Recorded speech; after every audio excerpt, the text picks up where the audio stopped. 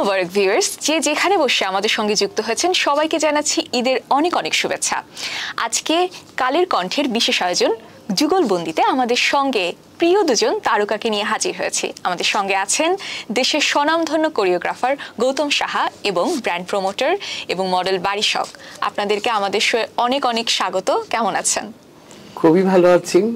তোমাকে দেখে তো আরো ভালো লাগছে যে খুব কাছের মানুষ। খুব ভালো, মানে মনে হচ্ছে যে একটা ঈদের ফিল, ঈদ ভাইবটা করছি। আর আমার কাছে বেশি ভালো লাগছে কারণ দাদার সাথে মনে হয় প্রথমবার আমি বসলাম একটা ইন্টারভিউতে, তো এটা আমার কাছে খুব ভালো লাগছে। আচ্ছা, ঈদ তো চলছেই, আর একটু জানতে চাচ্ছি যে ঈদটা কেমন কাটছে, মানে সব মিলিয়ে এতদিন অনেক টানা কাজ ছিল, এখন তো নিশ্চয়ই একটু ফ্যামিলিকে সময় দেওয়া হচ্ছে, কেমন যাচ্ছে ঈদটা? আমি যদি একটু বলি ছোট করে, দাদার যদি অনুমতি থাকে, যেমন পুজোতে আমরা কিন্তু দাদার বাড়িতে নিমন্ত্রণে যাই, ঠিক তেমনি ঈদে কিন্তু আবার দাদাকে আমরা আমন্ত্রণ জানাই আমাদের বাড়িতে। তো এটা হচ্ছে শেয়ারিং, ঠিক আছে? একটা কথা আছে না, ধর্ম যার যার উৎসব সবার। At the end of the day আমরা সবাই হচ্ছে ফ্যামিলি। তো যেমন পুজোতে আমরা যাই, বৌদি আমাদের জন্য অনেক আয়োজন করে, আমরা গিফট পাঠাই, কাপড় হোক যেটাই হোক। তারপর আবার দাদা আমাদেরকে ঈদের সময় গিফট করে, আমাদের এখানে কি কি রান্না করেছে কি, এবং দাদা নিজেও রান্না করে ঈদের দিন, এবং ইফতারও মানে আয়োজন করে। এই জিনিসটা আমার কাছে খুবই ভালো লাগে। না, আসলে আমি সবসময় চেষ্টা করি ফ্যামিলিকে নিয়ে একটু সময় দেওয়ার। যেমন ঈদে আমি বেশ কিছু রান্না করেছি বাসায়, যতটুকু পেরেছি করেছি, ইফতারিও করেছি, আপনারা দেখেছেন হয়তো। প্রথম রমজানেও তো তুমি আয়োজন করেছিলে। আমি বাসায় থাকলে হয় কি যে আমার বাচ্চাদেরকে নিয়ে, আমার ওয়াইফকে নিয়ে আমি ওগুলো করি। আর ঈদের দিন যেমন আমার বোন, আমার বোনের বাচ্চারা বা আমার বোনের হাজবেন্ড সবাই আমরা একসাথে মিলিত হই। একসাথে মিলিত তখন আমি রান্নাটা করি বাসায়, এই 30-40 জন রান্নাটা করে সবাইকে নিয়ে খাই, সেই আনন্দটাই আলাদা। হ্যাঁ, সেটাই, মানে সবাই মিলে একটা আনন্দের ব্যাপার থাকে, একটা ফ্যামিলি, মানে সবাইকে নিয়ে মানে করি, এটা আমার খুব ভালো লাগে। তার মধ্যে একটু বন্ধুর বাসায় যাই, বন্ধুরা আসে, এইসব নিয়ে আছি। যে বাড়ি বললো না যে আমরা পুরো পূজার সময় আমরা এখানে যাই, আমরা ওদের এখানে যাই, এইটা হচ্ছে কি একটা ফ্যামিলি রিলেশন। একটা ফ্যামিলি রিলেশন থেকে কিন্তু এই জিনিসগুলো হয়, যার জন্য এখন সব আনন্দ ভাগ করে নিই আমরা। আচ্ছা, ঈদে তো সালামি পাওয়া হয় নাকি এখন শুধু দিতেই হচ্ছে? আমার তো সালামি এখন দিতেই হয় বেশিরভাগ ক্ষেত্রে, যেহেতু মেয়ে হয়ে গেছে, তো আমার মেয়ে সালামি পায়, তো সেগুলো আলটিমেটলি আমাদের কাছেই চলে আসে, মায়ের কাছেই চলে আসে সালামি। আমারও সেম থিং। আমি আমার বাচ্চা যেই টাকা পায় বা আমি দেই, সেগুলো আমি পাই না, বারিশ তো পায়, আমি পাই না। বারিশ আপুকে কি সালামি দেওয়া হয়েছে কিনা? না, বারিশকে তো ভালোবাসা দিই সবসময়, ভালোবাসা। ও তার এখন সালামি সেইটা নিয়ে যতটুকু পারি, ও সীমান্ত আমি। তবে দাদা অনেক উপহার পাঠায় সবার জন্য, মানে শুধু যে আমাকে এরকম না, আমি বলবো যে দাদার সাথে যারা কাজ করছে, আমরা যারা রেগুলার কাজ করি আর কি একসাথে, সবাইকে দাদা উপহার পাঠায় মনে করে ফ্যামিলিদের। এটা খুব ভালো, এটা মেনটেন করে দাদা, এবং এটা আমি শিখি দাদার কাছ থেকে যে আসলে একটা সম্পর্ক কিন্তু মেনটেন করতে হয়। You are important for me, এটার মানে কি আমি আপনাকে একটা প্রেজেন্ট দিচ্ছি বা একটা বিশেষ দিনে আমি আপনাকে মনে রাখছি। যেমন জন্মদিনগুলোতে বা বিশেষ কোনো দিনে দেখা যায় যে প্রথম ফোনটা দাদা করে, শুধু আমাকে না কিন্তু, এটা কিন্তু প্রত্যেকের ক্ষেত্রে। আবার অন্য কারো জন্মদিন হলে সেটা কিভাবে সেলিব্রেট করা যায়, দাদা আগে থেকে প্ল্যান করে আমাদের সাথে, যে সাপোজ ওর জন্মদিন আছে, চল আমরা কিছু একটা করি। তো এটা কিন্তু একটা মানে শিক্ষণীয় ফ্যামিলি, একটা ফ্যামিলি। আর যেটা হয় হয়তো কারো না কারো বার্থডে আসলে বা এই করে, তখন চিন্তা করি যে না, ওদের সাথে একটা কেকটা তো কাটতে পারি আমরা, ওইটি তখন বারিশকে শেয়ার করি, বারিশ চল না আমরা এটা করি, বারিশ বা সীমান্ত বা হ্যাঁ সারপ্রাইজ দিই, ওইটি করি রাতের বেলায় বা দিনের বেলা যখনই সেই সময়টা পাই। আর ওই যে বলছিলেন যে ঈদ সালামি আমার বাচ্চারা পায়, বাচ্চাদের ওই সালামিগুলো বাচ্চার মা পায়, কিন্তু আমি কিন্তু পাই না। সবচেয়ে মজা হচ্ছে লাস্ট দিঘির বার্থডেতে আমরা যখন রাত 12টায় গেলাম, তো ও বলছিল যে আমার মন বলছিল যে তোমরা আসবে, মানে ও জানে যে আমরা যেরকম মানে হয় না যে 100% যে মামা আসবে, বাবার সাপু আসবে, মানে রেডি হয়ে বসেছে। এটা আমাদের ভালো লাগা, ভালো লাগছে বিষয়টা যে ও কেউ না আসুক, এই মামা আর বাবার সাপু আসবে, জিনিসটা খুব ভালো লাগছে যে ওর একটা অধিকার। দাদা, আপনি তো অনেক নায়িকা মডেলদের সাথে ক্যারিয়ারে কাজ করেছেন, কিন্তু বারিশ আপুর সাথে আপনি এখন পর্যন্ত দীর্ঘ সময় ধরে কাজ করে যাচ্ছেন, এই যে বন্ডিংটা দুজনের মধ্যে এটা কিভাবে হলো? এটা হয় কি, বারিশকে আমি সবসময় ওর পাশে আছি, ও আমাকে, আমরা দুজনে খুব আমরা কিছু যে কোনো কাজে একটা প্ল্যান করে নিই যে বারিশ আমি কাজটা করছি তুই আমার সাথে থাক, বা দাদা আমি কাজটা করছি তুমি কি থাকবা।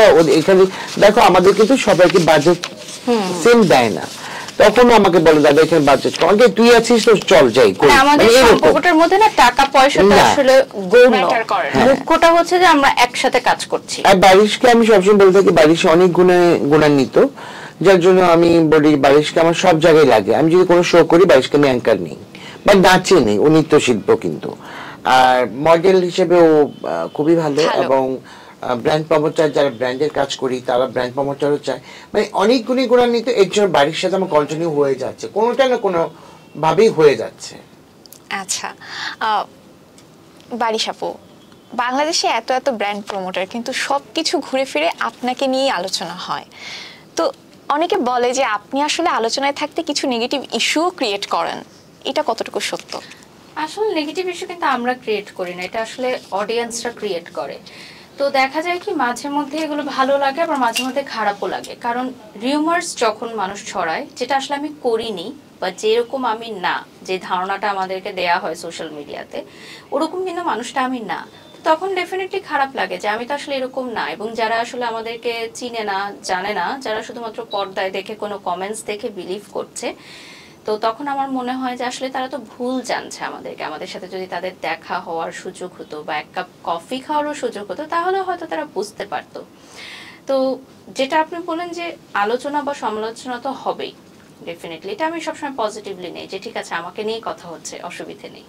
আচ্ছা দাদা, আমি যদি বলি যে কাজ করতে গেলে এই যে সমালোচনাগুলো হয় আপনাদেরকে ঘিরে, যে পক্ষপাতিত্বের বা একে প্রাধান্য দেওয়া ওকে প্রাধান্য দেওয়া, এই বিষয়গুলো কি আসলে ইন্ডাস্ট্রিতে হয় কিনা? দেখো, সমালোচনা কাকে নিয়ে হয়? একটা সাধারণ পাবলিককে নিয়ে কিন্তু হয় না। যারা সেলিব্রিটি বা যারা উপর লেভেলে তাদেরকে নিয়ে হয়। আমাদের দেশে কি হচ্ছে এখন, যে আমি নাম নেই, আমরা কিছু হয়েছে বলে কিন্তু আমাদের নিয়ে গসিপগুলো করছে মানুষ। আর যারা গসিপ করছে আমাদেরকে নিয়ে, তারা কিন্তু চিন্তা করছে আমাদের ধীরে ধীরে ভাইরাল হতে পারে বা একটু নাম কামাতে পারে বা ভিউ বাড়াতে পারে, করবেই। এটা তুমি আমি বলে কিছু করতে পারবো না। আমরা কিছু হয়েছি বলেই আমাদের নিয়ে তো গসিপ করবেই। এখন রিলস থেকে টাকা আসলে সেটা বিষয় না, কিন্তু এখন যেটা হচ্ছে যে বদনাম জিনিসটা করার আগে জেনে নেবেন যে এই মানুষটা কি এটা রাইট না রং। কেউ কিছু বলার আগে আগে ভাববেন যে জিনিসটা কি সত্যি না মিথ্যে। ওই আমি অনেক সময় দেখি কি চিলে কান নিয়ে যাচ্ছে, আমি শুনলাম, কিন্তু কানে আমি হাত দিলাম না, কিন্তু আমি আগে চিলে পিছে দৌড়াচ্ছি, কিন্তু এটা কখনোই কেউ করবেন না। কারণ আগে দেখবেন কানটা আছে কিনা। সেম জিনিসটাই তাই হচ্ছে এখন। আচ্ছা বারিশ আপু, আপনি একটা সাক্ষাৎকারে বলেছিলেন যে শুধু মনটা ছাড়া আপনি আপনার শরীরের অধিকাংশ জিনিস চেঞ্জ করে ফেলেছেন। তো মনকে অপরিবর্তিত থাকে, কারণ সময়ের সাথে সাথে তো মনের গভীরতা বা জীবন দর্শন চেঞ্জ হয়। এখন মনে হয় যে আমি আমার মনটাও পরিবর্তন করে ফেলেছি, কারণ চারপাশে না এত নেগেটিভিটি, চারপাশে হচ্ছে এত পলিটিক্স, যে চাইলেও ইনোসেন্ট থাকা যায় না। হ্যাঁ, অনেক চেষ্টা করি যে ইনোসেন্ট থাকবো, কারো উপকারে আসবো সবসময়। হ্যাঁ, তো দেখা যায় যে আমি কারো ক্ষতি করলাম না, কিন্তু মানুষ আমার অনেক ক্ষতি করে। আসলে ভালোর কোনো মূল্য নেই। এখন যেই জমানায় আমরা চলে এসেছি, যারা হচ্ছে ভদ্র তাদেরকে মানুষ দুর্বল মনে করে। This is a very wrong concept. আমি যদি অভদ্র হই, আমি যদি বেয়াদবি করি, তাহলে সেটা কিন্তু শোভনীয় না। কিন্তু মানুষ এখন এগুলোই পছন্দ করে। হ্যাঁ, মানুষ ভদ্রতাকে, স্বচ্ছতাকে মানুষ দুর্বলতা মনে করে, এবং দুর্বল ব্যক্তিদেরকেই মানুষ বেশি আঘাত করে। যে আচ্ছা ও তো চুপ আছে, ও তো কোনো কথা বলে না, তাহলে ওকে নিয়ে যা খুশি তাই বলা যায়, ওকে নিয়ে আমরা যা খুশি স্টেটমেন্ট দিতে পারি, কারণ ও তো রিপ্লাই করবে না। আচ্ছা দাদা, আপনার সাথে যারা কাজ করেছে, বারিশ আপুর নামের সাথে আরেকটা নাম খুব প্রাসঙ্গিকভাবেই চলে আসে, সেটা হচ্ছে অপু বিশ্বাস। এখন যদিও আপনাদের সাথে তার কাজ হয় না, কিন্তু সুতোর একটা টান কি রয়ে গেছে কিনা? কারণ কেন তাহলে এভাবে চলে আসে নামটা সবসময়, কি মনে করেন? আমি দেখো ব্যাচে বলে যদি মিলে যায় বা কোনো ক্লায়েন্ট যদি আমাকে বলে বা ই করে, হয়তো দেখো আমার জায়গা থেকে আমি করব, কারণ আমি কোরিওগ্রাফার। কি আমার 1, কে আমার 2, কে আমার 3, কে আমার 4, আমি ওটা দেখো তখন দেখবো না। আমি প্রফেশনাল জায়গা থেকে আমি তখন সেটা দেখবো, সেটা করব, তার বাইরে কিছু না। আচ্ছা, প্রফেশনের সাথেই কাজ করতে করতে ব্যক্তিগত সম্পর্কও তো একটা দাঁড়িয়ে যায়, যেহেতু আমরা দিন শেষে একসাথে যারা কাজ করি তারাই একত্রিত হয়ে কাজ করি। তো সেই জায়গা থেকে যদি বলি যে এই যে দ্বন্দ্বটা আপনাদের মধ্যে হয়েছে যেটা দৃশ্যমান, আপনি কি সেটা মানে দাদার জায়গা থেকে মিটমাটের কোনো চেষ্টা করেছিলেন কিনা? করেছিলাম, আর করেছিলাম যে জায়গায় দেখো দ্বন্দ্ব যেটাকে বলতেছে তুমি, কোনো আমার সাথে কোনো ঝামেলা হয়নি, কিন্তু আমি একটা কথাতে আমি তার কাছ থেকে সরে আসছি, তাকে আমি সুযোগ দিয়েছিলাম যে এই কাজটা তুমি করো না। সে যদি আমার কথাটা শুনতো তাহলে আমার সাথে এই মুহূর্তে থাকতো। বলার ওরা আমাদের খুব ভালো আছি, এভাবে থাকতে চাই, তার চেয়ে বেশি কিছু বলতে চাই না। ওটা হবে না, ওটা নাই, ওটা আমার এখন আমার কোনো প্যারা নাই বা টেনশন নেই। উপরওয়ালা একজন আছেন, উনি চালিয়ে নেবে। আচ্ছা, পারিসাপা, আপনার কি মনে হয় যে এই এই ইস্যুতেই আপনাকে অনাকাঙ্ক্ষিতভাবে টার্গেট করা হয়েছে বা আপনি অনাকাঙ্ক্ষিতভাবে বুলিং এর শিকার হয়েছেন বা ভুল বোঝাবুঝির শিকার হয়েছেন? হ্যাঁ, হয়েছি, অনেক অনেক অনেক। কিন্তু আমি সবসময় মনে করি যে আমার অতীত আমাকে মনে রাখতে হবে, আমার শিকড় আমাকে মনে রাখতে হবে। দাদা যখন আমাকে পেয়েছিল তখন একদমই আমি নতুন ছিলাম, একদম নতুন, এরকম একদম মানে আমি যখন ও আসছে আমি তো কি মানে একদম রোবট, একদম প্রথম শটে। মানে একটা মডেল হয়েছে, মিস হয়ে গেছে, মানে সামহাউ সে স্কিপ করেছে, আসেনি। তো একটা মডেল দরকার ছিল, তো তখন একজন মেকআপ আর্টিস্ট ছিল তুহিন, যে আমাকে সাজায়। তো ওর ছিল দাদার শুটে। তো তখন তুহিন বললো আমার কাছে একটা মেয়ে আছে দাদা, আপনি চাইলে আমি আনতে পারি। তো ওই যে এক কাপড়ে চলে আসা, একদম এক কাপড়ে আসা। তো এটাই প্রথম শুট আমার, অনেক বড় একটা ব্র্যান্ডের সাথে ছিল, খুব ভয়ে ভয়ে কাজ করলাম। তো দাদা আমার ক্যারিয়ারের চলার পথে যতটুকুই আমার ছোট্ট ক্যারিয়ার, দাদার অবশ্যই আমি স্বীকার করব যে তার অবদান অনেক, এবং এটা আমি সবসময় বলি বিভিন্ন ইন্টারভিউতে। আরো অনেকেই আছে, দাদা অন্যতম। তো সেই জায়গা থেকে আমি তো কখনো এই জায়গা থেকে সরে যেতে পারবো না, আমার অতীত বা আমার শিকড় থেকে আমি সরে যেতে পারবো না। আমি রেসপেক্ট দিতে পছন্দ করি, আমি স্বীকার করতেও পছন্দ করি। কিন্তু কেউ যদি এটাকে মনে করে যে আমরা কোনো সিন্ডিকেট বা আমরা কোনো গ্রুপিং করে কাজ করছি বা আমরা কোনো পলিটিক্স করছি, বিষয়টা এরকম না। আর এটা অপু বিশ্বাস দিদিও অনেক ভালোভাবে জানেন যে আমি ওনাকে কতটা ভালোবাসি এবং কতটা সম্মান করি, এবং এখন পর্যন্ত সেটা একই রকম আছে। হতে পারে হয়তো কাজ হচ্ছে না বা দেখা হচ্ছে না, কিন্তু ওনার জন্য সবসময় ভালোবাসা এবং শ্রদ্ধাটা একই রকম থাকবে। এবং আমি অনেকবারই চেয়েছি যে তাদের এই সম্পর্কটার যেন একটা সুন্দর শেষ হয়। বাড়ির অনেক চেয়েছিল, কিন্তু হয় কি যে বাড়িজন বললো শুভকামনা রইলো, বা আমি সবসময় যে এইটাই নিয়ে না গসিপ হবে, এই যে বারিশ কানে কথা বললো, বারিশ মিশতে চায়, বারিশ শান করতে চায়, গৌতম শাহী করতে চায়, গৌতম শাহী করতে চায় না রে ভাই। মানে সবসময় তো প্রফেশনাল জায়গাটা থেকে না দাদা, পার্সোনাল অনেক এরকম অনেক আছে ঘটনা, এগুলো নিয়ে গসিপ হয়। এই গসিপের জন্য এই বিষয়গুলো স্কিপ করে যাই, অনেকে জানে না। ওই যে বাড়ির কিন্তু ভালো কথা বললো, বা আমি একদিন বলছি না আমার বোন আমার পাশে, আমি ওর পাশে আছি, এইটি নিয়ে কিন্তু নোংরামি হয়েছে, যার জন্য এখন কোনো কথা বলতে চাই না, কোনো কথাই বলি না।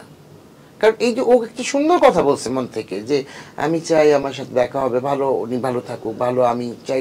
আমি এতটুকু বিশ্বাস, বাড়ির সাথে যেখানে দেখা হোক বাড়ির তাকে জড়ায় ধরবে বা সালাম গিয়ে করবে। বাড়ির এই গুণটা আমি দেখি, বাড়ির সবসময় দেখি যে বড়রা হলেও দাঁড়িয়ে যায়, সে যত বড় আর্টিস্ট হোক না কেন দাঁড়িয়ে যায়, চেয়ার ছেড়ে দেয়, বসো দাদা বা বসেন দিদি, বা যে যেই হোক ওর সিনিয়র যারা, এই সম্মানটা থাকলে জীবনে যতটুকু আগানো যাবে। এই যে বাড়ির যে ওপর কথাটা বললো যে দিদি এই করবে, এইটা নিয়ে দেখবা যে এই যে এখন এইটা যদি বের হয় না, এইটা নিয়ে ভাইরাল, বারিশ মিশতে চায়, গৌতম শাহ মিশতে চায়, আর কাজ হচ্ছে না, বুবলির সাথে কাজ নাই, হ্যান নাই, ত্যান নাই, এই সব কথাগুলো হচ্ছে, মানে অপ্রাসঙ্গিক। হ্যাঁ, মানে এই টপিকের সাথে কিন্তু বুবলি আপু কোনোভাবেই জড়িত না, কারণ ক্লায়েন্ট যখন কোনো আর্টিস্টকে চায় তখন তাদেরকে নিয়েই কাজ করতে। যেমন রিসেন্টলি আমরা কিন্তু পরিমণি আপুর সাথেও কাজ করেছি এবং হয়তো ইন ফিউচারেও করব। তো বিষয়টা এরকমই যে একটা সময় পর্যন্ত কিছু কিছু নায়িকারা প্রমোশনাল কাজে আসেননি, হ্যাঁ, তো যারা শুরু করে সেটা ঠিক আছে, কিন্তু এখন কিন্তু সব নায়িকারাই প্রমোশনাল কাজ করছে। এখন ক্লায়েন্টরাও চাচ্ছে যে সবাইকে নিয়ে কাজ করতে, দ্যাটস ইট। আর সব অপু দিদির জায়গাটা দাদার সাথে কিন্তু প্রফেশনাল না কখনোই, কারণ এরকম পার্সোনাল সম্পর্ক অনেক ঘটনার আমি সাক্ষী, যেগুলো আসলে আপনারা কেউ জানেন না, মিডিয়া জানে না, এবং অনেকেই মিডিয়ারও অনেকে জানে না, যেগুলোর সাক্ষী আমি, যে দাদা অপুদির জন্য কি করেছে অথবা অপুদি দাদার জন্য কি করেছে, দুজনই দুজনের স্যাক্রিফাইস করেছে। এবং ভাইফোঁটার একটা ভিডিও আপনারা দেখেছিলেন যেটা ভাইরাল হয়েছিল, তো সেটা কিন্তু ওনাদের ধর্মে যেটা আছে যে ভাই বোনের একটা সম্পর্ক, সেটাও কিন্তু করা হয়েছে। তো আমার মনে হয় যে এই সম্পর্কের একটা সুন্দর শেষও হতে পারে, এই আর কি, আর কিছু না। না, সবসময় বলেই থাকি অপু একটা বোকা, এখনো বলবো বোকা, এখনো চালাক হয়নি, স্মার্ট ভালো, ওর স্মার্ট ভালো না, এইটুকুই বলবো। মানে ইমোশনাল বেশি, ওগুলো আর ভাবি না, যে যেটাই করুক। আর ওই বললাম না যে আমি খুব স্মার্ট, আমি খুব স্মার্ট না, স্মার্টের উপরও কিন্তু স্মার্ট আছে, স্মার্ট ভালো কিন্তু ওভার স্মার্ট কিন্তু ভালো না। আমাদেরকে ভাবতে হবে শেরের উপর কিন্তু সুহাসের আছে, আমরা যদি এটা ভেবে নিই তাহলে কিছু হবে না। যদি মনে করি না আমি এক শের, আমি এক শের ব্যক্তি, না আপু, সবার উপরে একজন একজন থাকে, তাই না? তাই সুতরাং ও, আমি সবসময় বলতে থাকবো বোকাই থাকবে, ও আর চালাক হবে না। আচ্ছা, বারিশ আপু, আপনাকে কেন আপনার সহকর্মীরাও কটাক্ষ করে বলে মনে করেন? মানে ইন্ডাস্ট্রিতে আপনার সত্যিকারের বন্ধু যদি বলি, সেটা কি আছে কিনা? এই যে আমার পাশে বসে আছে আমার দাদা, সে চমৎকার একজন বন্ধু আমার, আমি বলবো আমার একজন গার্জিয়ান, আমার একজন মেন্টর, এবং এরকম আরো অনেকেই আছে। বাট সমসাময়িকদের কথা যদি আপনি বলেন, তেমন কেউ নেই, কারণ ওভাবে আসলে সম্পর্ক গড়ে ওঠেনি। আর কে আমাকে নিয়ে কি বললো, কি লিখলো, সেটা তো এটা কি কষ্টকর কিনা, মানে নিজের সহকর্মী, কারণ আপনি এগিয়ে যাওয়া মানে তাদের সেক্টরটাই এগিয়ে যাওয়া, পুরো একটা সেক্টর বুঝতে হবে। তো সেই জায়গা থেকে আপনার মত কি, এই জায়গাতে আপনার কি? এখানে তারা তাদের প্রতিচ্ছবি দিচ্ছে, তাদের পার্সোনালিটির প্রতিচ্ছবি দিচ্ছে, আমি তো তাদেরকে নিয়ে কথা বলি, তারা আমাকে নিয়ে কথা বলছে। কিন্তু আসলে কি আপনি এরকম কোনো শর্ত জুড়ে দেন কিনা যে ওই অমুক গেলে আমি যাব না, তমুক গেলে আমি যাব না? আমি এখানে বিজনেস করতে আসছি, অনেস্টলি স্পিকিং, হ্যাঁ। তো এখানে আমার কে আসলো কে বসলো না বসলো ডাজন্ট ম্যাটার ফর মি, আমার কাজের জায়গাটুকু আমার থাকলেই হবে, দ্যাটস ইট। এবং বিষয়টা কিন্তু এরকম না যে অন্যরা কাজ করার কারণে যে আমার কাজ কমে যাবে, বা আমি কাজ করলে অন্যদের কাজ কমে যাবে, এরকম না। একই কোম্পানিতে অনেকেই কাজ করে at the same company, so this is very normal. এগুলো আসলে যারা কাজ পায় না, ধরেন একটা কাজ করার পর ক্লায়েন্ট যদি স্যাটিসফাইড না হয় তার কাজে, তখন সেকেন্ড টাইম সে আর নেয় না। তো রিপিট যখন আমাকে নেয়, তখন তারা মনে করে কি আমি হয়তো ক্লায়েন্টকে বলেছি তাদেরকে না নিতে, কিন্তু তারা কিন্তু তাদের অযোগ্যতার কারণে বাদ হচ্ছে। তো তারা অযোগ্যতাকে ঢেকে এটাকে সিন্ডিকেট নামকরণ দিতে চায়। কিন্তু তারা যদি প্রপারলি একটা কাজ করে, তাহলে ডেফিনেটলি ক্লায়েন্ট আমাকেই বাদ দিয়ে দিবে, তাই না? যে ভালো কাজ করে ক্লায়েন্ট তাকেই কাজ করাবে, that's very clear and loud. আচ্ছা দাদা, ইদানিং আমরা আরেক আলোচিত চিত্রনায়িকা পরিমণিকে আপনার সাথে দেখছি, এটা কেন? মানে কোনো সামনে কি কোনো ধামাকা আসছে কিনা? বা সেটা অবশ্যই আমি তোমাকে কথা বলি, দেখো এইখানে একটা নোংরামি কথা হয়েছে বা ছড়াছড়ি হয়েছে, মানে কাদা ছড়াছড়ি। দেখো আমার সাথে বাড়ির সাথে দেখা হলে কি করে আমরা একটা হাক করি, বা দিঘি গেলে হাক করি, বা তোমার সাথে তুমি যেমন আসছো দাদা কেমন আছেন, আমরা হ্যান্ডশেক করি, আর ঢুকছি পরে সবার সাথে ভালো মন্দ মানে কুশল হয়। তো ওখানে দেখার পরে পরি দৌড়ে এসে জড়ায় ধরছে বা আমি ধরছে, আমাদের মধ্যে কিন্তু কোনো মানে বাজে চিন্তা ভাবনা থেকে না, ওইটা নিয়েও কিন্তু গসিপ হয়েছে, ওইটা নিয়েও কথা হয়েছে যে আমি কি করলাম, পরি কি করলো, হ্যান করলো, ত্যান করলো। কেন এগুলো? আমার তো ধামাকাতে আমি সবাইকে নিয়ে দিচ্ছি, এখন আরো দিব, সামনে আরো কিছু কাজ আছে, দেখতে পাবেন। যে বারিশ আসার পরই বলতেছি, হয়তো এর মধ্যে আমাদের একটা প্রোগ্রাম আছে ঈদের পরই, এই যে কয়েকদিনের মধ্যেই, মানে ঈদের পর প্রথম অনুষ্ঠানটা আর কি, যেটা এই যে বলতে ওর বাসায় কি আমার থাকতে হবে, 7টার সময় ফ্লাইট চলে আমাদের, আমি তো থাকি নারায়ণগঞ্জ, তখন আমার কিছু হলে ওকে আমি সাপোর্ট পাই ওর কাছ থেকে, বা ও ওর মানে ও রুমটা আমাকে ছেড়ে দেয়। আমার নারায়ণগঞ্জে গেলে দাদার বাসায় যাওয়া হবে। হ্যাঁ হবে, এইটাই আর কি। নারায়ণগঞ্জ তো ওদের তো একটা অধিকার, নারায়ণগঞ্জ গেছে দাদার বাসা তো আছেই, যে আমরা ডাল ভাত হলেও খাবো। হয় না অনেক সময় রেস্টুরেন্ট খাবার খেতে পছন্দ, দাদা কি হয়েছে আমি খাবো আসতেছি, এই জিনিসগুলো টেবিলে দিয়ে দিয়ে নিয়ে খা। বা আমরা ওই যে ফর্মালিটিস করি না, ওই যে সাজায় দিব টেবিলে ওয়ান না, একবারে নিয়ে খা, আমি এরকম লাইক ফ্যামিলি। ফ্যামিলি আমি ওটাই ভাবি, আমি ওই ফর্মালিটিস করি না, ওই শোকেস থেকে আমি প্লেট বের করব, গ্লাস বের করব, ওইগুলো আমি করি না। আচ্ছা, তাহলে এই যে উড়ো কথা যেগুলো ঘুরে, যে অমুকের কাছের মানুষ তমুকের কাছে চলে আসলো, ভেঙে গেল সম্পর্ক, কাজ চলে গেল, এখন এই বেশি কাজ পাচ্ছে, এগুলো যখন বলে কি রিঅ্যাকশন হয় কেমন? আমরা অবাক হয়ে যাচ্ছি তাই নাকি? হ্যাঁ, আমি অবাক একবার জিজ্ঞেস করতে চাই, যে এটা বললো যে আমি কালকে না পরশু দেখলাম বুবলির সাথে আমার সম্পর্ক নাই, বুবলি আমার সাথে কাজ করবে না, মানে কাজ করবে না, বুবলি আর আমার সাথে কাজ করবে না কেন? আরে বুবলির সাথে আমার 4টা কাজ অলরেডি সাইন করা হয়ে গেছে, হ্যাঁ যেগুলো আসতেছে সামনে আসবে, এই যে কয়েকদিনের মধ্যে বের হবে, তাহলে কেন? আসলে রমজান মাসে তো তেমন একটা আমাদের প্রমোশন ওপেনিং গুলো থাকে না, হ্যাঁ, বা দেখা যায় যে আমরা করলেও ওইভাবে ভিডিও গুলো দেই না, যেহেতু একটা সিয়াম সাধনার মাস। তো পরবর্তীতে এটা মানুষ মনে করে যে আচ্ছা দেখা না হলে, কথা না হলে কি সম্পর্ক ভেঙে যায়, বিষয়টা এরকম না। তাহলে আমি তো সবাইকে নিয়ে কাজ করছি, মিমকে নিয়েও কাজ করলাম, শখকে নিয়েও কাজ করলাম, দেখিকে নিয়ে, বাংলাদেশ সব স্টারদের নিয়ে কাজ করেছি। হ্যাঁ, ওই শুধু অনেকে মনে করে বারিশকে গৌতম সাহা ছাড়তে পারে না, বারিশ গৌতম সাহা ছাড়তে পারে না। আমি তো বললামই বারিশের কাহিনীটা কি।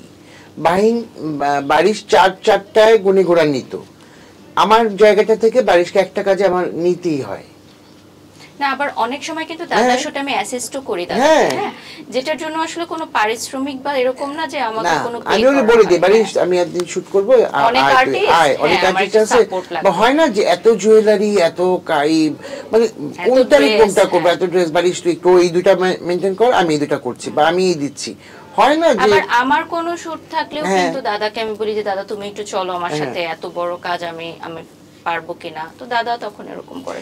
আমাদের সাথে ওই সম্পর্কটা না যে আর্টিস্ট সম্পর্ক, কোরিওগ্রাফার সম্পর্ক, এটা না, ফ্যামিলি সম্পর্ক। আমি সবসময় ফ্যামিলি সম্পর্কটাকে পছন্দ করি, আমি সবসময় বলে থাকি যে এটা আমার একটা ফ্যামিলি, ইমিডিয়েট আমার একটা ফ্যামিলি।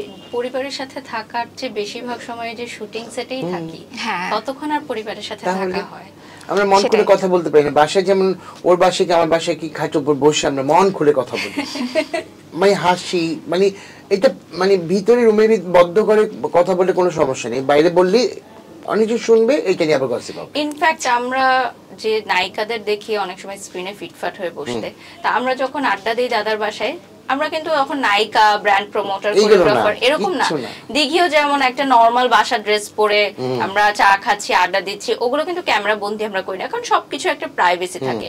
ওর মনের দুঃখ কষ্ট বলে, আমরা আমাদের মনের দুঃখ কষ্ট বলি, জাস্ট শেয়ারিং এরকম। ওই যে আমি ওদের একটা গার্জিয়ান হয়ে আছি, তো সবাই ওরটাও শুনি, ওরটাও শুনি, ওরটাও শুনি, ওরটা শুনি, শুনে বলে দিই তোমার এটা ভুল হচ্ছে, তুমি থামো, বা তুমি এটা ওকে বলো, আপু একদিন হলো তো ওদের চেয়ে বড়, জীবনটা দেখা হয়েছে বেশি। তাহলে আমি আমার অভিজ্ঞতা থেকে আমি ওদেরকে শাসন করি, আমি ওদেরকে বুঝাই যে বাড়ি সেটা করিস না, চুপ থাক, বা দেখি তুই এটা করিস না, চুপ থাক। বুবলি অনেক সময় আমাকে ফোন করে, বা আমি বুবলিকে ফোন করি, যে কোনো মানে ডিসকাশন হয়, তখন আমি বুবলিকে বলি বুবলি এটা ভুল হয়েছে, একদম ঠিক ঠিক ঠিক দাদা ঠিক বলছেন, আসলে সত্যি কথা, আর বুঝেও ওকে তুমি, আমি যদি বলি বুবলি এটা করবি না, হ্যাঁ দাদা আপনি যখন বলছেন তাহলে হবে না, কারণ একদম ঠিক ঠিক আপনি বুঝেন।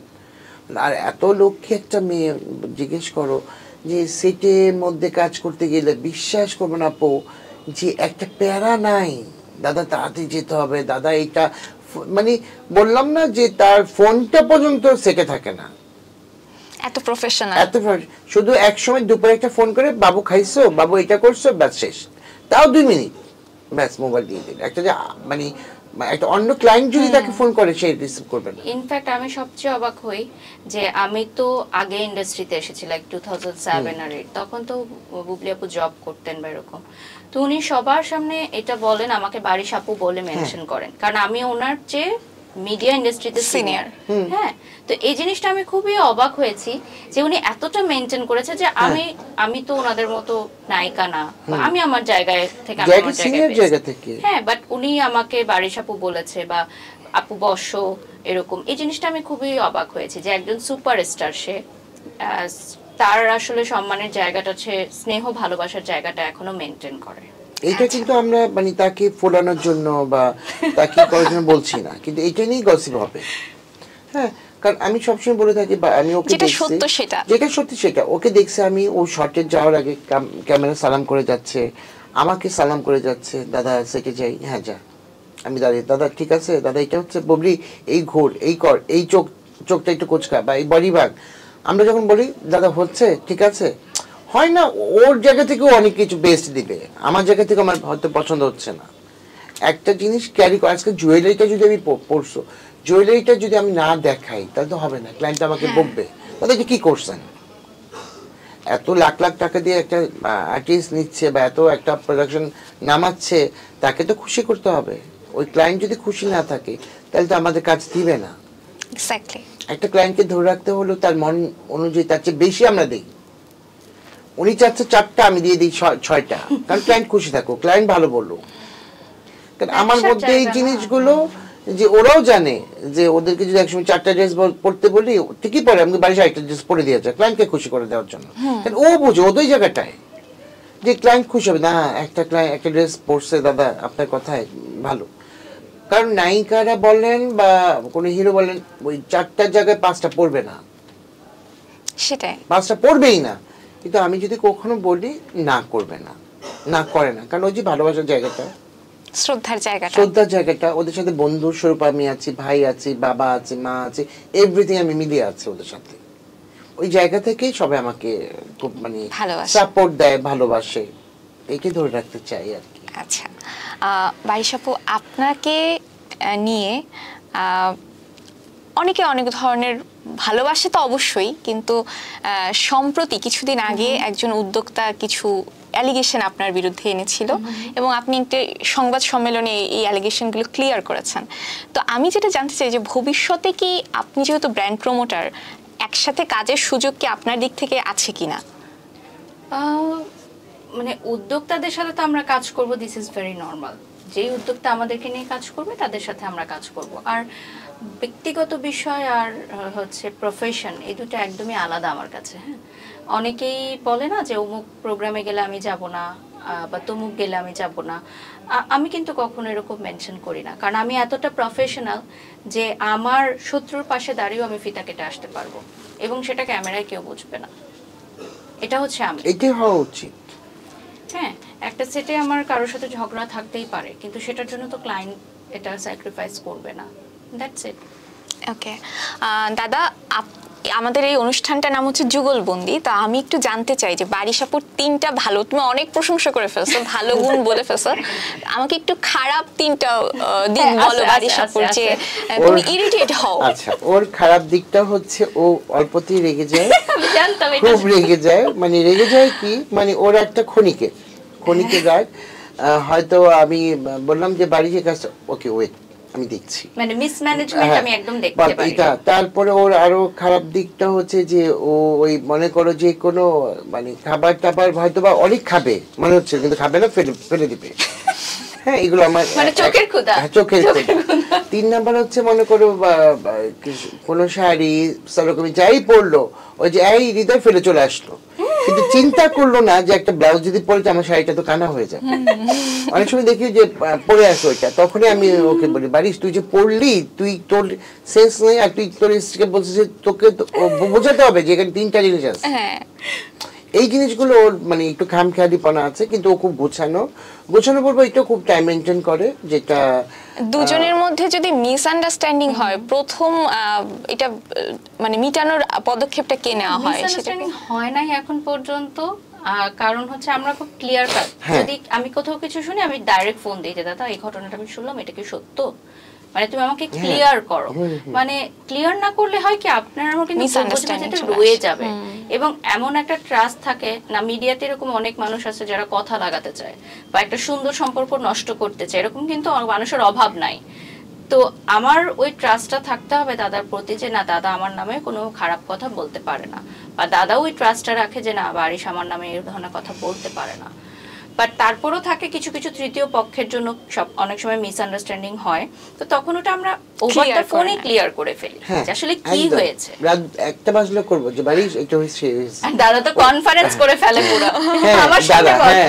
আমি বল আমি মানে কি হয়েছে একদম ডাইরেক্ট, কারণ কেন সে আমাকে ভুল বুঝবে, আমি চাইবো না সে ভুল বুঝুক আমাকে। এক্স্যাক্টলি, সম্পর্কটা গুরুত্বপূর্ণ। সম্পর্কটা, কারণ তাকে যদি ভুলটা না ভাঙাই দিই ও তো আমাকে মানে খারাপ বলবে, কষ্ট পাবে, ও ওর বলে না কিন্তু সবার বেলায়।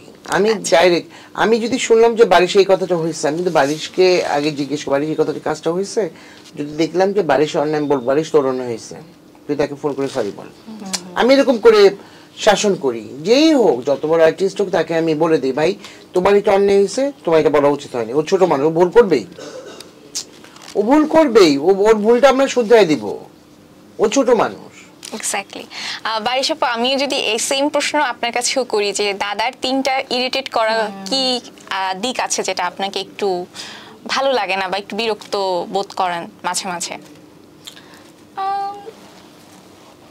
আমার মনে হয় না যে মানুষটাকে নিয়ে আমি কোনো খারাপ দিক বলতে পারবো, কারণ দাদা আসলে সবাইকে যতটা ভালোবাসা স্নেহ দেয়, যতটা সাপোর্ট দেয়, সে জায়গা থেকে আমরা কখনোই কোনো নেগেটিভ কিছু দেখি নাই। সোশ্যাল মিডিয়াতে অনেকেই লেখালেখি করে, অনেক কিছু বলে, কিন্তু আমার কাছে খুবই চমৎকার একজন মানুষ মনে হয় দাদাকে। পাশাপাশি বৌদির কথা আমি এখানে উল্লেখ করব, কারণ বৌদি আসলে ক্যামেরার সামনে আসে না, তিনি চমৎকার একটা মানুষ। এবং মানে দাদাকে একদম পরিপূর্ণ সাপোর্ট না দিলে হয়তো দাদা এই পর্যায়ে আসতে পারতো না, এটা আমি মনে করি সব সময়। আমি সত্যি যে সাপোর্ট না থাকলে এই জায়গাটা থাকতে পারতাম না। একটা ওয়াইফের সাপোর্টই কিন্তু আজকে আমি এই জায়গাটায় দেখো, যদি সাপোর্ট না পেতাম আমাদের কিন্তু কেলেঙ্কারি শেষ নেই। মানে মানে আজইরাই বলতেছে ওর সঙ্গে প্রেম, ওর বাচ্চা হয়ে গেছে, ওর বিয়ে করছে, কানেই নেয় না, কারণ তার হাজবেন্ডকে সে চেনে। আমি কাজ আর বাসা ছাড়া কিন্তু কিচ্ছু বুঝি না। তারপরে দেখো আমি যদি প্রেম করি বা পরকীয়া করি, সাপোজ আমার ফোনে তো একটা আমি কথা বলে তো বুঝতে পারবে আমার ওয়াইফ যে সে কি বলতে চাচ্ছে, আমার চোখে মুখেই তো বুঝবে। কেউ ফোন করলে বকা দেই, গালি দেই, রাখ ফোন, ব্যাস শেষ। সে যেই হোক, ব্যস্ত আছি, পরে কথা বলতেছি। আচ্ছা ডেট আছে আমার কাছে, হচ্ছে এই জিনিসটা যে ডেট আছে, 1 তারিখে শুট করবো বা 1 তারিখে এই জায়গায় যাবো, এই প্রোগ্রাম আছে, পারবি? হ্যাঁ ওকে। বৌদি কিন্তু খুব ভালো গাইড করে, সে কিন্তু আমাদের শোবিজ ইন্ডাস্ট্রির কেউ না, কিন্তু আমি খুব অবাক হই মাঝে মধ্যে যে সে এত বড় বড় প্রবলেমগুলো কিভাবে সলভ করে দেয়। মানে থাকে না, আমাদের ফোন আলাপও শুনছে, তখন সে এমন একটা মন্তব্য করে যেটা আসলে মনে হয় যে বাহ, এর সলিউশনটা তো আমাদের মাথায়ও আসেনি। মানে সে কিন্তু আমাদের শোবিজ ইন্ডাস্ট্রির কেউ না, কিন্তু সে এই জিনিসগুলো এত সুন্দরভাবে সে সলভ করে দেয়, এটা আমার কাছে খুব চমৎকার লাগে। আচ্ছা, একটা মানে রিউমার আছে যে আপনারা সবকিছু স্পন্সর পান, এটা কি আসলেই মানে সব সময় আমরা পাই? মানে স্পন্সর দিচ্ছ কেন তোমরা? ব্র্যান্ড মালিকরা তো ফোন করছে, দাদা আমারটা নেন, আমারটা পড়েন, আমারটা পড়েন, আমরা কি যাই? তাহলে এখন আমি টাকা নেই, তাহলে মানে কিছুই কিনতে হয় না? না, কেন কিনতে হবে না? কিনি, এই যে এখন তো গাড়িতে দেখো, আর সকাল বেলায় আমি প্রায় কত টাকা অনেক জায়গায় জিনিস কিনেছি, গাড়িতে স্টকে আছে ঈদের জন্য, কারণ ঈদ তো এখনো আছে। আমি কিন্তু আমার সারা বছর ঈদ পূজা, সারা বছর এটা একদম ভুল কথা যে স্পন্সরতে ফোন করে, তাদেরকে প্রশ্ন করো। আচ্ছা, একদম না, এই কথাটা আমি শুনতেই চাই না। বাড়ি সাপোর মতো কি দাদা আপনারও একটা আলাদা ফ্ল্যাট আছে নাকি? আমার একটাই ফ্ল্যাট আছে, আমি এক ফ্ল্যাটে আমি খুব ছোট পরিসরে থাকি, কিন্তু কাপড় রাখার জায়গা নেই, জুতো রাখার জায়গা নেই।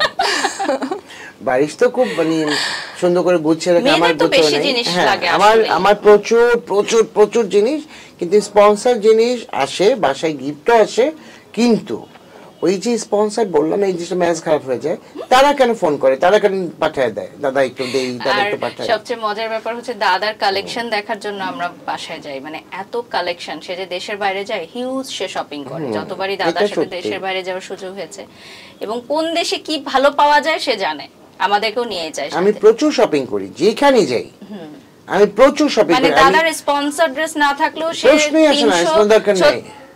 কত বছরে 365 দিনই ড্রেস পড়তে পারবে নতুন। হ্যাঁ, এরকম কালেকশন আছে দাদার। আমার ম্যানেজারকে জিজ্ঞেস করো, ও গোছায় তো ওই রাখে। আমি যখন শপিং যাই একসাথে 3টা 4টা কালার নিয়ে বের হয়ে যাই, তা মনে করো ওগুলো পরবো না, আগের যে জমা আছে ওগুলো পরবো। আর দাদার যে পরিমাণ পারফিউমের কালেকশন, মনে করেন একটা শোরুম দেয়া যাবে। আমি প্রচুর আমার পারফিউম আর টি শার্ট আমি পছন্দ করি, যার জন্য এই জিনিস দুটো আমার কিনে রাখতে হয় সবসময় যখনই যাই। মানে ইউজ করে নাই ইনটেক পারফিউম গুলো বিভিন্ন দেশের বিভিন্ন ব্র্যান্ডের, মানে একটা শোরুম দেয়া যাবে এরকম। আগে কিনতাম লাইটার, যে দেশে যেতাম লাইটার কিনতাম। তুমি জানো আমি ছাতাও নিয়ে আসছি আমেরিকা থেকে, দুবাই থেকে, প্রত্যেকটা জায়গায় একটা করে ছাতা থাকে। আচ্ছা, কালেক্ট করা শখ। হ্যাঁ, এগুলো করে কি অনেক সময় আবার প্লেন রেখে চলে এসে পড়ি।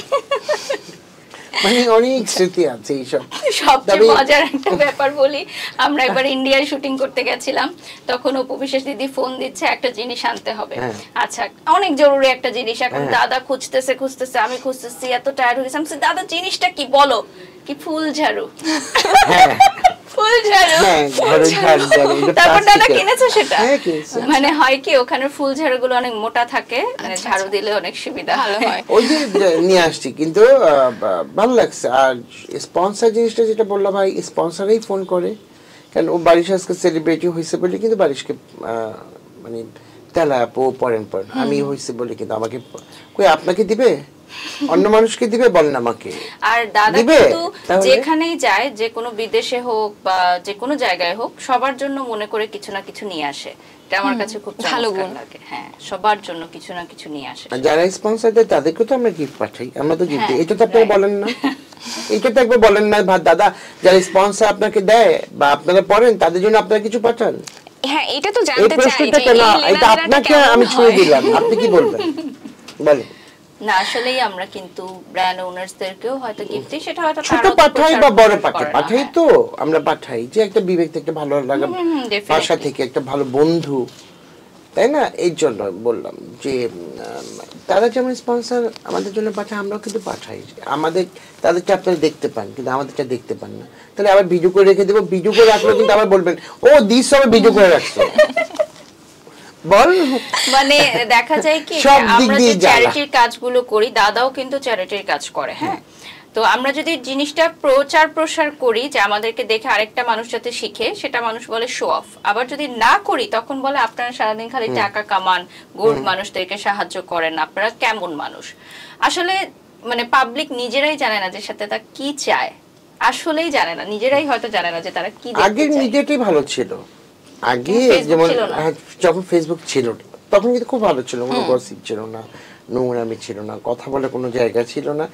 একটাই বিটিভি ছিল আর 2-3টা ম্যাগাজিন ছিল, পত্রিকা ছিল, এইটুকু ইত্তেফাক, তারপরে তোমার ইনকলাব, এইসব ছিল। তো সেই সময়ে দাদা আমাকে বলতো যে একটা আর্টিস্টের নাম্বার খোঁজার জন্য কত কষ্ট হতো, পাওয়া যেত না, কার কাছে পাবো ওই নাম্বারটা না।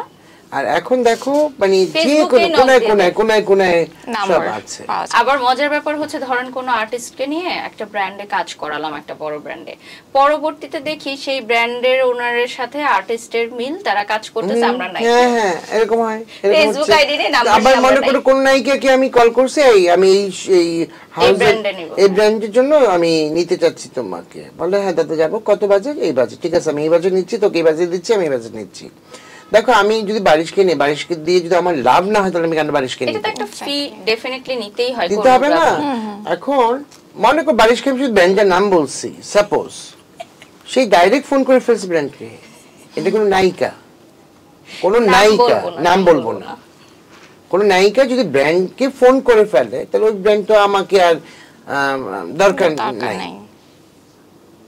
আর কোনো কিছু আসলে লুকাই তো থাকে না। হ্যাঁ, কে কোথায় গিয়ে কাজ করে, কত টাকায় কাজ করে, কার মাধ্যমে কে কাজ করে, এটা জানাই যায়, সবই জানা যায়। আজকে হোক কালকে হোক জানা যায়। আর আমাদের মিডিয়াতে তো কিছু বিবিসি আছে, একদম কিছু বিবিসি আছে, প্রত্যেকটা সেটেই থাকে। যে এই সেটেও মনে করবেন যে একজন আছে, এই সেটে কি হচ্ছে সব বলে দিবে গিয়ে, এরকম। আচ্ছা, সামনে আপনাদের দুজনের আর কি কি কাজ আসছে?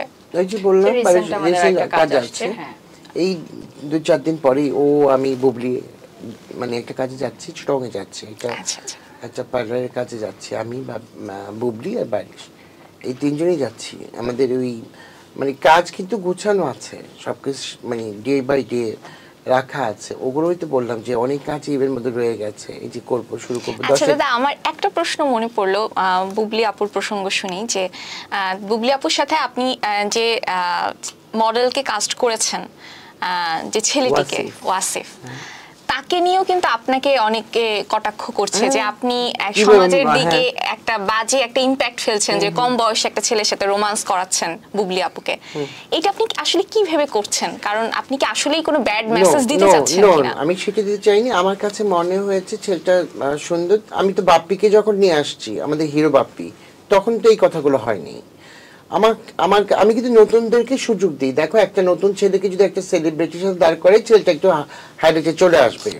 বা একটা হিরোর সাথে যদি একটা নতুন মেয়েকে দাঁড় করাই, সে কিন্তু হাইলাইট চলে আসবে। বারিশের মনে আছে কিনা, বারিশের জীবনের প্রথম শুট কিন্তু মৌটুসী ছিল, তো হিমি ছিল, মনে আছে বারিশ? তাহলে আমি বারিশকে কেন নিচ্ছি? কারণ তারা তখন স্টারদের সাথে বারিশ দাঁড়াবে। এইভাবেই তো মানুষ মানুষকে চেনে, জানে। আমার থিওরি যে একটা নায়িকার সঙ্গে একটা নতুন ছেলে দাঁড়ালে ছেলেটা একটু হাইলাইট হবে, বা একটা নতুন হিরোর সাথে একটা নায়িকা দাঁড়ালে এই হবে, সেই একটু ফোকাস আসবে। তো ওই চিন্তা ভাবনা থেকে আমি আর কি ওয়াসিফকে নিই। কিন্তু ওয়াসিফকে এর আগেও আমি শ্যুট করেছিলাম দেখি মিম ওদের সঙ্গে, তারপরও বুবলির সঙ্গে একটু ভাইরাল।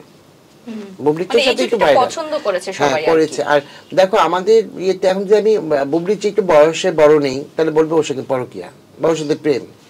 তাহলে কোনটা করব আমাকে বলো?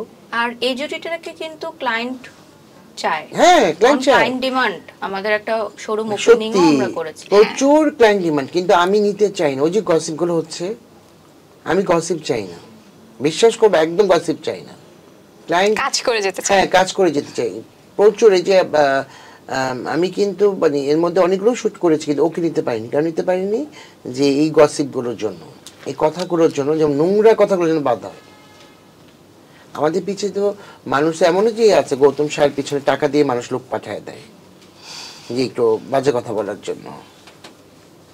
মানে কথা বললেই তো ওটা ভাইরাল হয়ে যাবে, ভাইরাল হবে। তার মানে গৌতম সাহেব পচে যাবে। আরে ভাই, কেন? উপলতা এখানে আছে। তুমি আমাকে একটা লোক পাঠিয়ে দিলে আমাকে পচানোর জন্য, উপলতা তোমাকেই পচাবে, তুমি মাথায় রেখো। এমন প্রোগ্রামে গেছি, মনে করো 7,000 টাকা দিয়ে লোক পাঠিয়ে দিচ্ছে 4 জন, আমি নাম বলবো না, পচানোর জন্য। নিজেই পচে আসছে, তার নামটা তো চলে আসছে। এই আর কি। এখন আর এগুলো মাথায় নেই না, এখন আর একদম মাথায় নেই। এই ঈদ শেষ করলাম, ঈদের আনন্দ করছি, সবাই খাচ্ছি, হইলা করছি, কাজে। হ্যাঁ, মানুষ মনে করে কাজ নেই। কাজ আমার শিডিউল করা। বাগানে যখন ফুল ফোটে সবাই দেখতে পাবে, তাই না? ওই আমার কাজ নেই। হ্যাঁ, আমার কাজ নাই, আমি কাজ নিতে ঘরে থাকি। যে ঘরে আছি, রান্না করছি, ওই সময় রান্না করছে, বা ওই পোলাও রান্না করছে, খিচুড়ি রান্না করছি, চাইনিজ রান্না করছি। মানে ওই খাবার দাবার, বন্ধু বান্ধব, ভাই বোন, আমার সব বোনরা একসাথে মিলিত হয়েছি। এই ঈদ আসলে, পূজা আসলে সব বোনরা ভাই একসাথে আমরা মিলিত হই। আমার বাসায় সবাই আসে, যেহেতু বাবা নাই, মা নাই, আমি তো ওদের সবকিছু, ওদের নিয়ে আমি থাকি। আচ্ছা, আমরা একেবারেই শেষ পর্যায়ে চলে এসেছি। দর্শকদের জন্য যদি কিছু বলতে চান। শেষ করে ভালো লাগছে। দর্শকদের জন্য এইটুকু বলবো, কি জন যুগলবন্দি। দর্শকদের জন্য ঈদ তো শেষ হয়ে গেল, ঈদের আমেজ কিন্তু এখনো আছে।